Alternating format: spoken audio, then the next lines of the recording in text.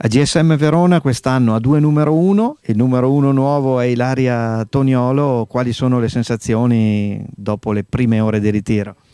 Il primo impatto, diciamo, penso sia un'esperienza da ricordare, perché lavoro a fianco di un'altra portiere nazionale e ricavo ogni suo insegnamento e spero che quest'anno riesco a crescere.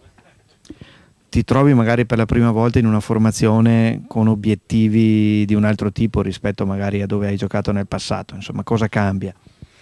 Cambia secondo me lo spirito di squadra, ovviamente puntando in alto penso che il gruppo, spero che sia più unito, e con questo gruppo vedo un campionato molto a livelli alti.